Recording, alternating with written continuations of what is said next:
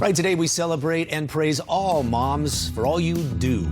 In light of COVID-19, your jobs have been a little bit harder. And after the break, we have Dr. Walia standing by who has some tips for some of you moms who may be feeling overwhelmed with the stress of what we're all dealing with during this COVID-19 pandemic. We'll talk to her when Good Morning San Diego returns. If you are a mother out there feeling a bit overwhelmed and stressed out, perhaps more than usual, this is for you. Joining us right now this morning to talk about some tips on how to cope with some of the stress is Dr. Walia-Bhatia from the Gain Wellness Center. Good morning, Dr. Walia. Great to see you. Good morning, Liz, and happy Mother's Day to you. Happy Mother's Day to you as well, and happy Mother's Day to all of those moms out there. My goodness, what a time, huh? Like, mothers aren't stressed on a normal given day, right? Now with COVID-19, there's so much that has changed in the home with having everyone inside, having to, work with the kids and help them school. Where do we start, Dr. Walia? Well, we need to understand that stress is just normal part of our life. However, cortisol is a hormone that's produced by the adrenal glands in both good and bad stressful situations. But when we are chronically stressed, cortisol does more damage to our body than it helps. And studies are so clear that high levels of cortisol increase blood pressure, cholesterol, heart disease, and can also decrease immune function and bone density, interrupt your sleep, as well as cause fatigue. So we definitely have to have those stress hormones under control. And there are ways we can actually do that by incorporating certain things in our lifestyle choices. Very good. So really, step number one is basically, it sounds like recognizing that you are indeed stressed. First, realizing that, because if you don't deal with it, this could really have a physical effect on you, right? Yes. And Liz, not only that, each mom is so different. Our circumstances are so different. I know we again and again are hearing we're in this together, even in the last 2 months. However, I understand the storm is the same, but we are all riding in a different boat. And depending on what our circumstances are, what our situations are, we're all facing different challenges. So recognizing your stress early on, I know this seems so simple, but yet it is the hardest thing to do as a mom because we're always juggling and multitasking, and we think we can do it, and most part we do a good job, but at the expense of ourselves.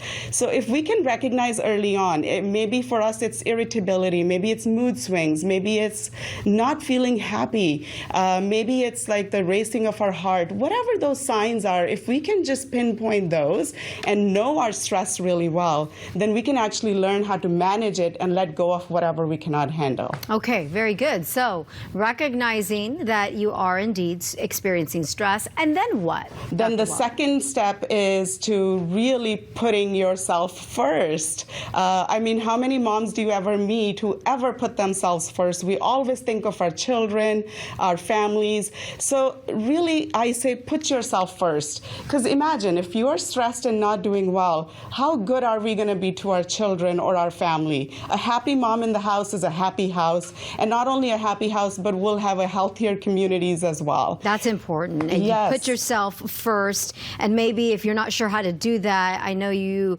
talked about before, just learn to practice self-care. Do some little things like maybe meditation, go on a walk. That's how you implement this, putting yourself first? Yes, and also the strategy is to do this every single day. Not only the days you are stressed, but taking 5 minutes, 10 minutes. It doesn't have to be a long time in a day, but maybe starting your day with that and ending your day with something that's important to you, something that makes you feel good as a mom, even if it's with your kids or not with your kids.